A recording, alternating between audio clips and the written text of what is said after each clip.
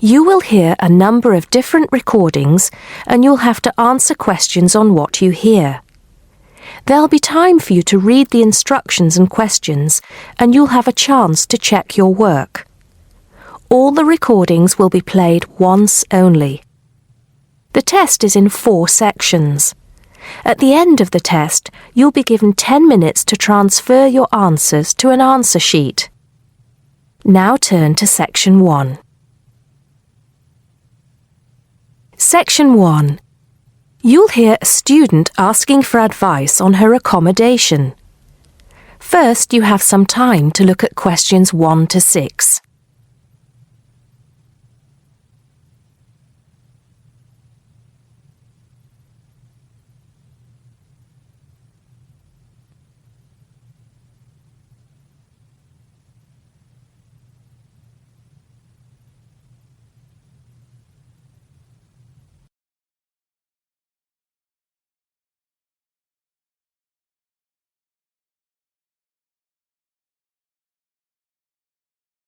Now we shall begin. You should answer the questions as you listen, because you will not hear the recording a second time. Listen carefully and answer questions 1 to 6. Good morning. So, what can I do for you? Well, it's about the accommodation where I'm staying at the moment. First, can you give me your name and address, please? Yes, I'm Maria Dominguez, and the address is 12 Pine Tree Terrace. It's in Westcliff. I'm staying with 2 other students. There's actually 4 of us in the house, us 3 students and the lady who rents the house to us. So, is there a problem? Well, there are a few, actually. You know, I'm a first-year student, and though I lived away from home for a while when I was studying over the summer in Mexico City, I've never lived abroad, and it's a big change for me. The course is tough, but that's not the main difficulty. I'm coping with that up till now, anyway. The accommodation was arranged for you by our office, wasn't it? It's a nice place by the sea. Okay, but it's difficult. There are only a few buses, and it takes about 50 minutes. It's just so far away, and there's no way I can get back if I want to stay on after 7. And also the other thing is, there's nothing to do there. It's basically just a village. All my friends stay on campus. What about the girls you live with? Do you get on with them? Well, when I see them, but one of them is hardly ever there. Mostly she stays in a house with friends. They've got plenty of extra space, you see. The other girl is quiet as a mouse and hardly ever leaves her room. The landlady's friendly enough, though a bit forgetful, and she doesn't keep the place very clean. I don't have any real problem with her as a person, though. I understand it's rather far away. So I suppose you'd like us to find you a place in the halls of residence or closer by in the town. That would be good. You did say in your brochure that most first-year students are offered a place in halls. I think it actually said final-year students have priority there. They need the library facilities more for studying for their finals. Before you hear the rest of the conversation, you have some time to look at questions 7 to 10.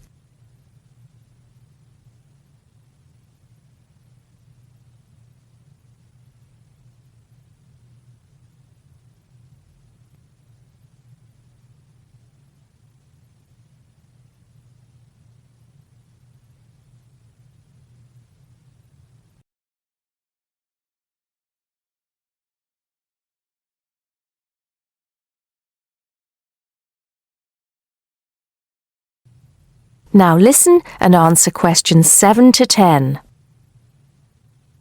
Anyway, let's see what we can do. Just a moment, I'll check what might be free. Sometimes students drop out or move from halls, though we were full at the beginning of term. By the way, have you checked the student notice boards? You know there's one in each of the 4 colleges, don't you? There are often requests for people to share houses, and it can be quite cheap. No, I hadn't thought of that, but it's a bit of a risk living with complete strangers. Now, I see there's a room free in Hillside College. That's the one with the tall tower, right? That's it. It's the smallest college and has a reputation for being quite fun. Oh, but it's a shared room. Would you consider that? That's going to be a problem for studying, isn't it? What if she plays music all the time, and maybe we won't have anything in common? Maria, I see you're studying history. So is this girl, Francesca. She's Italian. Well, at the moment I'm doing the General Humanities course, which includes history, but actually I'm planning to change to literature quite soon. That's not the thing, though. I really want a room on my own. Right. I'm afraid I don't see any other openings. There's nothing showing up on the computer, at least on campus. Well, if I have to stay where I am now, I'm going to find it more and more depressing. Here's one more thing we can try.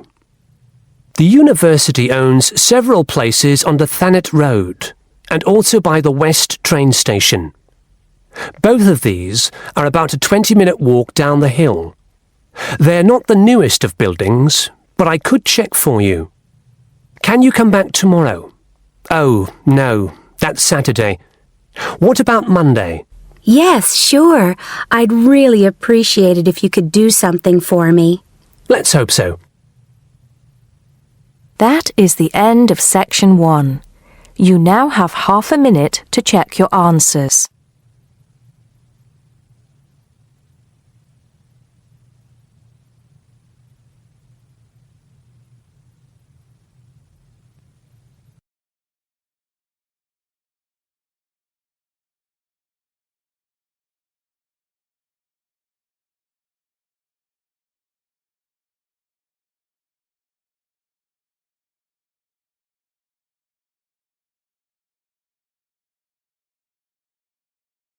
Now turn to Section 2. Section 2. You'll hear a man talking about living and working on Trinidad. First, you have some time to look at questions 11 to 15.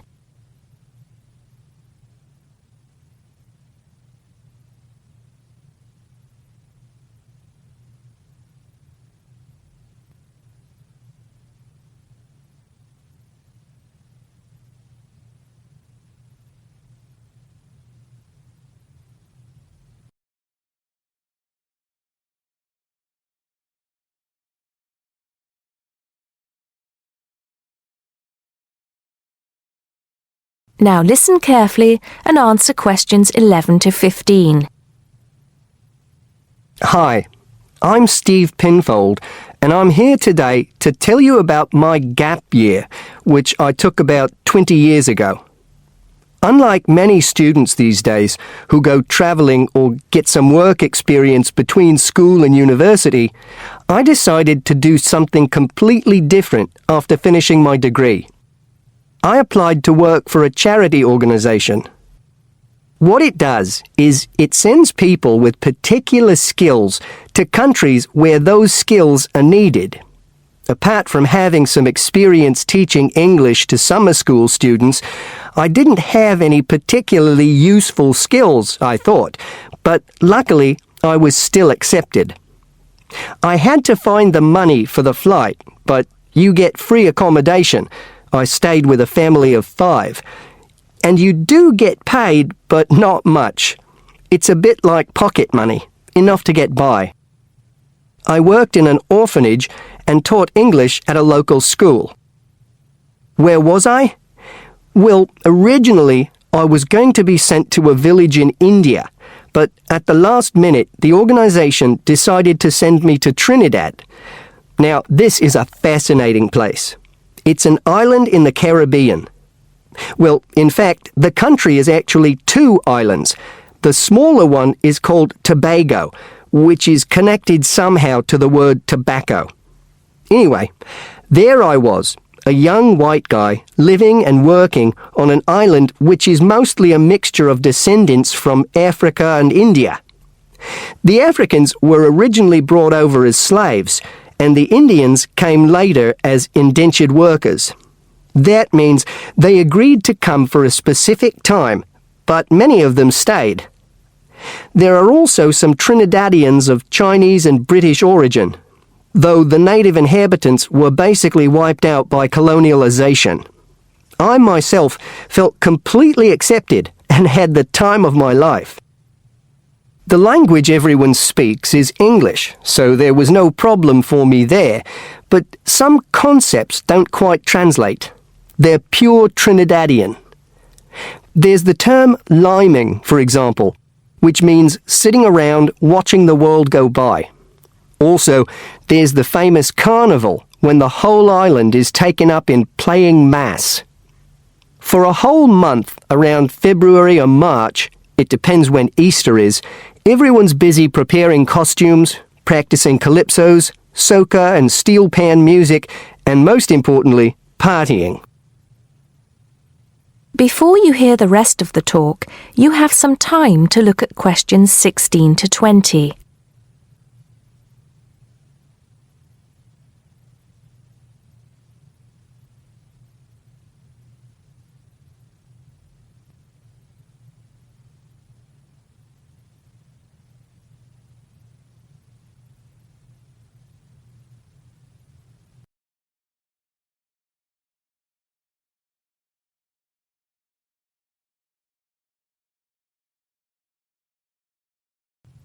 Now listen and answer questions 16 to 20. When the actual official carnival starts, it's days of 24-hour dancing in the streets. In Trinidad, it's called whining. You've probably seen this sort of thing on TV, in the more famous carnival in Rio, or even at the Notting Hill Carnival in London. Many people joined bands, each one of which has a theme.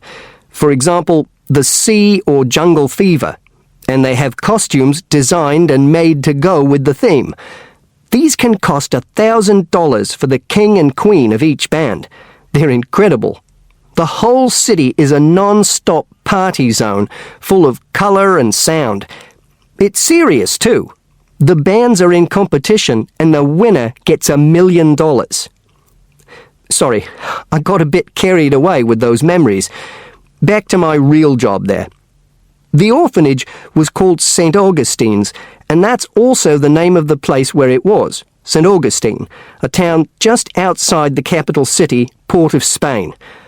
I didn't have any particular job description, just to be with the children and tell stories, sing songs and play games. Oh, and we also went camping in the jungle once. I could tell you a few stories about that particular escapade. Every time I arrived at the gate, kids would come running towards me, shouting, with big smiles on their faces. The younger children seemed fascinated by my blonde hair and loved to touch it as if it was something miraculous. The English teaching I did 2 days a week in a primary school for 6 to 11-year-olds.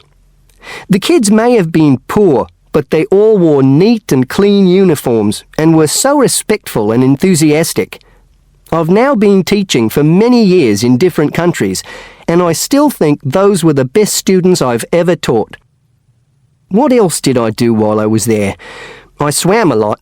Can you imagine what it's like swimming with dolphins and with pelicans diving into the sea right next to you? More seriously, I trained to be a Samaritan. That's someone who listens and supports people who have problems with their lives. Overall, what I took from the experience was a sense of being in another culture, or rather cultures. As humans, we all share many characteristics, but we express ourselves in various ways. In Trinidad, there are lots of different communities and religions, and so many different kinds of festival to see. Hindu, Muslim, Christian, as well as some rather mysterious African traditions. There are quite a few Rastafarians, too. Trinidad is, as Americans are fond of saying of their own country, a melting pot, where everybody is greeted warmly. Go and see for yourself. I'm not sure how it's changed since I was there, but I'd love to find out. That is the end of section 2. You now have half a minute to check your answers.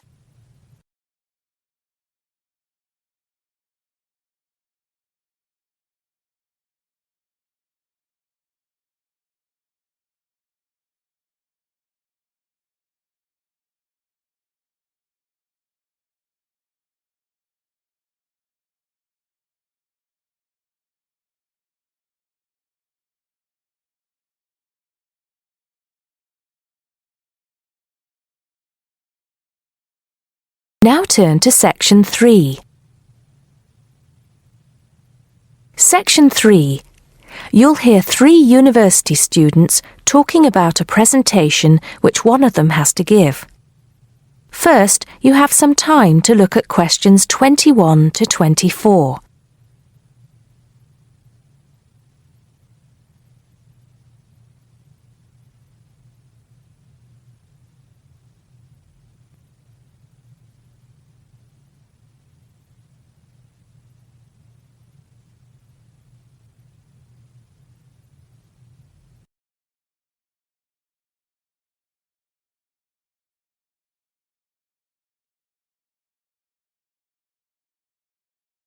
Now listen carefully and answer questions 21 to 24.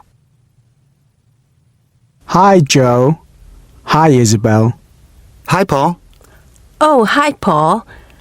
I've heard you've been stressing out about your presentation on art. I am.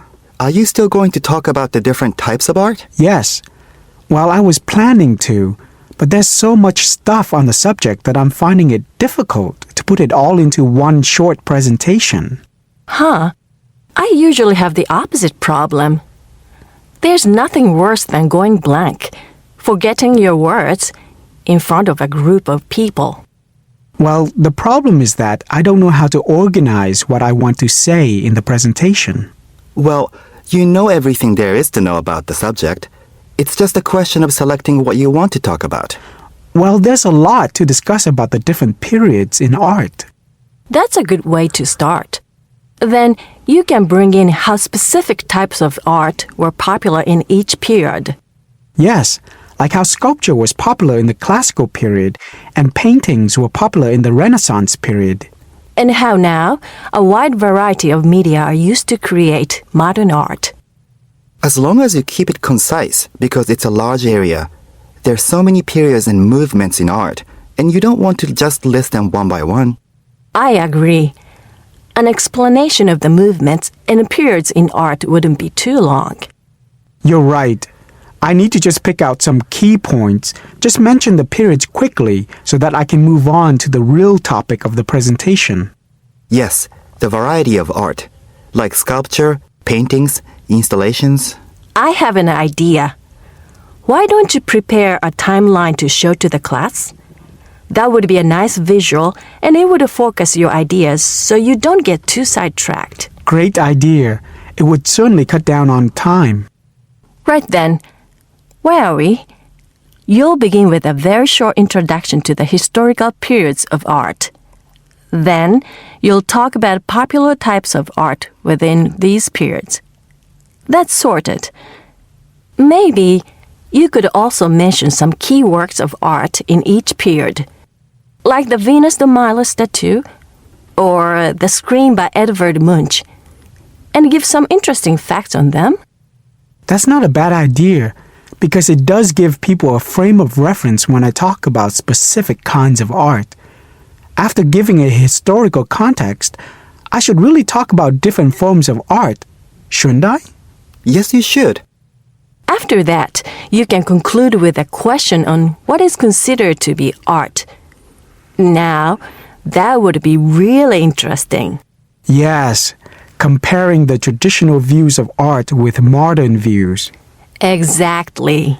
I think I'll have a collection of pictures, including famous pieces of art from classic to modern, projected on the wall, like the Mona Lisa, and some pop art, and ask people whether they think it's art or not. Before you hear the rest of the conversation, you have some time to look at questions 25 to 30.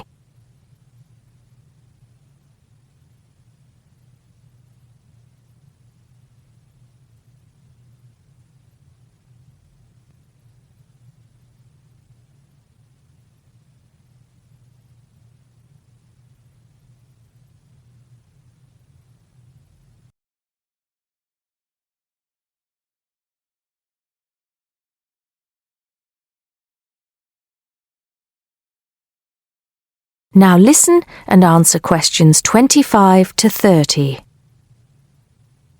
Showing some famous works and asking people what art is would certainly lead to discussion in the room. People's appreciation of art is so subjective, and it comes down to taste. That's what I'm hoping for. Some disagreement to liven up the presentation.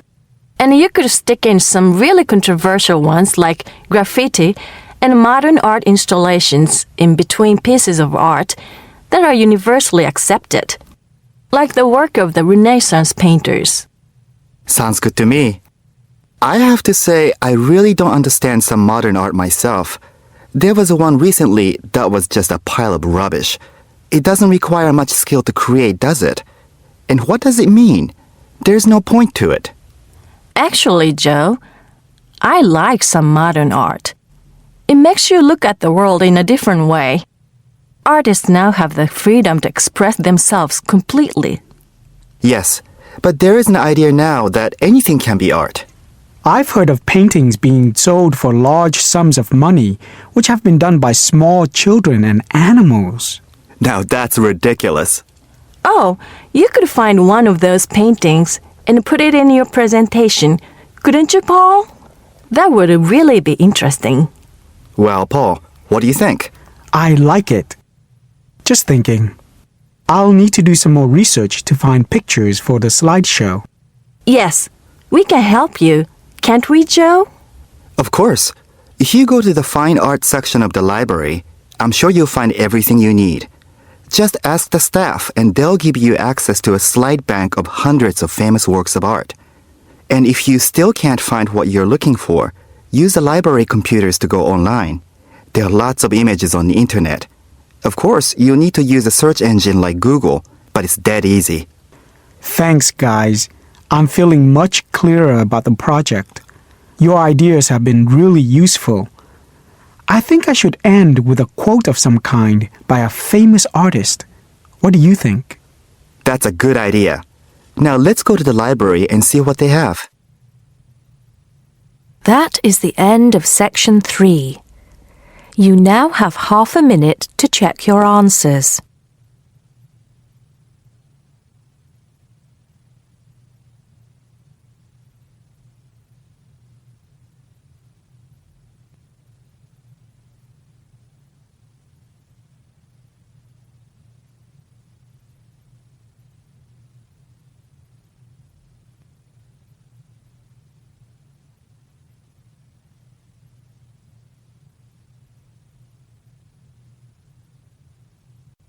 Now turn to section 4. Section 4. You'll hear a lecturer talking to students about languages. First, you have some time to look at questions 31 to 36.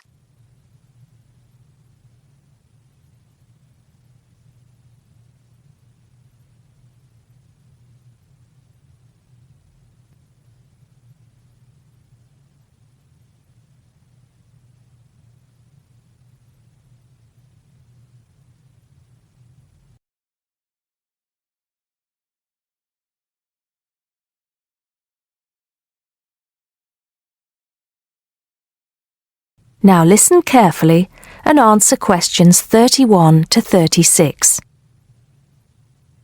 Good afternoon, everybody. Today, in the first lecture on anthropology, we're going to look at languages and how they are disappearing fast and what effect that's having on people and the world as a whole.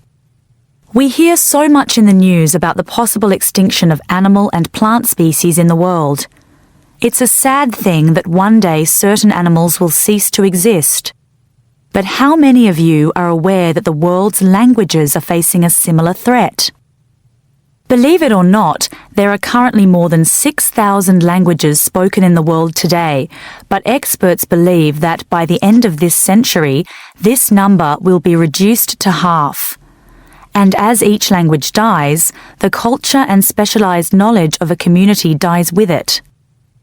The unique knowledge of the environment, local wildlife, plants, animals, and ecosystems, not to mention the cultural traditions of the people themselves, will become lost forever.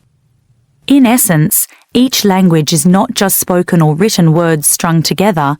Language has the power to hold the entire history of a people. Approximately one language dies every 2 weeks. This is an unprecedented situation. Never before in history has there been this rate of rapid decline. Most human languages are spoken by relatively very few people. Let's put this into perspective. The Ethnologue, the leading authority on the world's languages, has put together a list of every living language known to man. There are over 6,500, of which 6,000 have available population figures. Now, 109 million people speak just 10 of these languages, and they are the major languages of the world. At the opposite end of the scale, there are minority languages which are only spoken by a few people, and that's what this chart is illustrating. The number of languages is represented on the vertical axis, and the total number of languages that make up this group is an astounding 1,619. For each of these smaller language groups, the population range of speakers goes from 1 to 999. Even more incredible is the fact that out of these small languages, over 200 of them have a speaker population ranging from just 1 to 9. Imagine only 9 people speaking your language in the whole world, or even only 1 or 2 people. Now, let's think geographically. In total, there are 516 languages that are nearly extinct, where only a few members of the older generation survive. When they die, the language will die with them, lost forever. The majority of nearly extinct languages come from the Pacific and the Americas, making up 74%, followed by Asia at 15%. Europe has the smallest percentage of languages that are nearly extinct, only 2%. Before you hear the rest of the talk, you have some time to look at questions 37 to 40.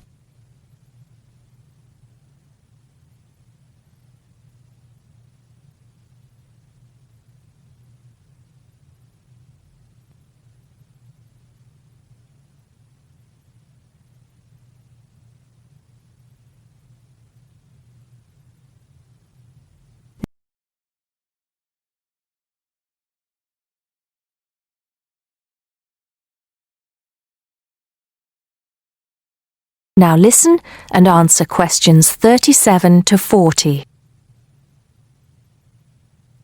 Entire languages which have survived for centuries are disappearing as we speak. But why is this happening now? There are several reasons for a language's demise. Globalization has made the world smaller, and technology has made it easier for people separated by vast distances to communicate in a common language, which further ensures the growth in economic status for such communities. Minority languages have given way to the main languages of global communication, like English. On a social level, speakers may feel the minority language to be old-fashioned and behind the times. Maybe even speakers are slightly embarrassed to speak the language of their forefathers, identifying more with an international language that brings with it improved economic status.